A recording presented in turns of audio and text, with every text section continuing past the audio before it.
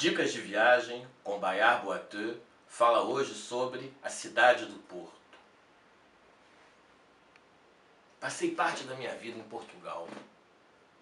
Morava em Vila Nova de Gaia, a cidade onde estão as famosas Caves do Porto. A cidade do Porto, é claro, está ligada ao vinho do Porto. Só que o vinho do Porto, as caves do vinho do Porto, não ficam no Porto, ficam em Vila Nova de Gaia, uma pequena cidade que se encontra ao lado do Porto. E o local onde estão as caves, que é sem dúvida alguma um dos mais bonitos, porque de lá você tem condições de vislumbrar a beleza da cidade do Porto, um verdadeiro museu a céu aberto. É nesse local que nós temos uma série de restaurantes. É nesse local em que você vai se dar conta que Portugal é o país mais barato da Europa. Mais barato, inclusive, do que a própria Grécia, que tem preços muito competitivos. Portugal é o país onde você come bem e come barato.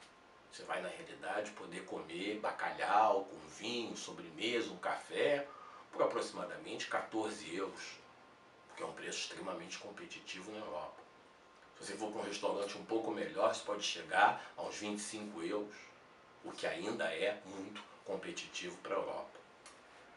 Os portugueses são extremamente educados, gostam muito dos brasileiros.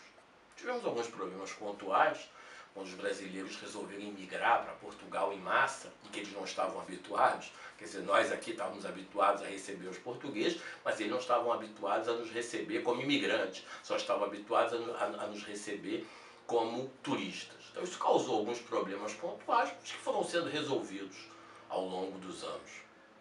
Hoje, inclusive, o brasileiro é bem visto em Portugal, em alguns locais, quando ele trabalha nos meios de hospedagem, nos restaurantes, no comércio, pela gentileza no tratar, por esse nosso sotaque que às vezes, na realidade, cativa muito o português. O português gosta da nossa maneira de falar, ele brinca muito conosco, ele gosta das nossas novelas, ele gosta da nossa literatura, ele gosta da nossa música. Eu nunca vi um povo tão educado como o português. Vou contar uma brincadeira para vocês, mas que isso me marcou muito. Me lembro quando eu cheguei para estudar no Liceu Nacional de Vila Nova de Gaia, tinha uma menina que estava me aborrecendo e eu disse um palavrão para ela, um palavrão forte. Acho que no Brasil isso não teria causado nenhum problema. No dia seguinte o pai veio tomar satisfação, veio me dizer que eu não estava no meu país, que eu era um moleque e que eu não deveria usar esse tipo de palavra com uma rapariga. É assim que as moças são conhecidas em Portugal.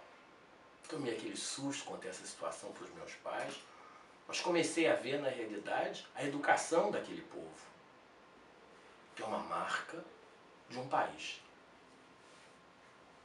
Queria dizer para vocês também que, quando a gente fala na cidade do Porto, a gente fala na Rua Santa Catarina, a principal rua da cidade, onde você não pode deixar de tomar um café no Majestic. Você vai lá, toma um café, come na realidade um croissant com fiambre, toma na realidade um sumo de laranja e vai tendo uma noção do que é Portugal. Caminha um pouco pela Rua Santa Catarina, vê as lojas que ali estão e dali você desce pela Rua Paço Manuel.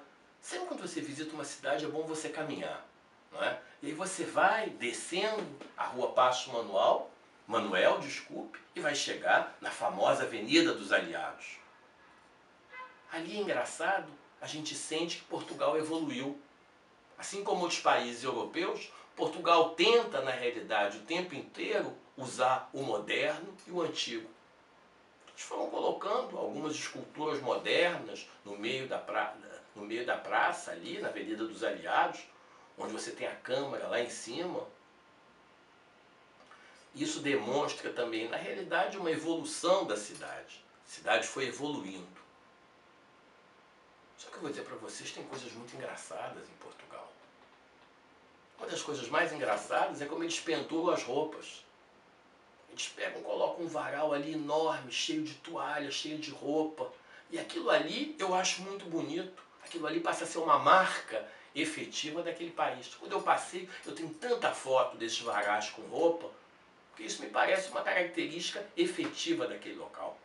Quando você passeia ali na Baixa e vê as casas que estão todas recuperadas e onde moram muitas vezes os imigrantes, mas você vê naquelas casas alguma coisa específica de Portugal. É ali naquela parte da cidade que você tem a famosa Ribeira. E é da Ribeira que você então tem uma visão de Vila Nova de Gaia. Não se esqueça, quando estiver no Porto, de fazer um passeio pelo Rio Douro, que é o rio que cruza, na realidade, a cidade. E ali você vai ter uma noção efetiva de como é esse museu aberto. Você vai entender também que a cidade foi evoluindo. Eu falava, na realidade, nos equipamentos mais modernos. A Casa da Música é um exemplo. A Casa da Música que fica perto da Praça da Boa Vista. É um exemplo de equipamento extremamente moderno. Você visita, acústica excelente, possibilidade de assistir concertos, balés, enfim, polêmica, não é? Parece até a nossa cidade das artes aqui do Rio de Janeiro. Foi uma polêmica muito grande sobre os custos, sobre o formato, mas que acabou se tornando um grande equipamento cultural da cidade do Porto. É engraçado, você não vai encontrar na cidade do Porto grandes casas de fado. Eu que adoro fado, fico lá procurando um local para ouvir um pouco de fado, para me divertir com fado e não acho. Eventualmente, enfim, uma pequena casa de fado, algum fadista cantando em algum lugar, mas é difícil. As grandes casas de fado estão em Lisboa e não na cidade do Porto. O transporte no Porto é muito fácil. Tem um metrô novo que leva você um pouco em todos os lugares, que começa lá no aeroporto e que traz você até o centro da cidade e leva você um pouco para visitar a cidade como um todo. E esse metrô se integra com os trens, que são chamados de comboio, que podem levar você, na realidade, para praias um pouco mais afastadas e para locais um pouco mais afastados também, que podem ser visitados dentro dessa área de Portugal. O Porto é muito mais formal. O Porto é o norte de Portugal. Então é muito mais formal, as pessoas mais formais, na maneira de vestir, na maneira de falar. Por isso que quando os brasileiros chegaram lá, no primeiro momento, causaram um pouco de problemas, riam muito alto, andavam pelas ruas, sobretudo aqueles que foram trabalhar. Mas depois foram se adaptando, foram entendendo, na realidade, o que é Portugal.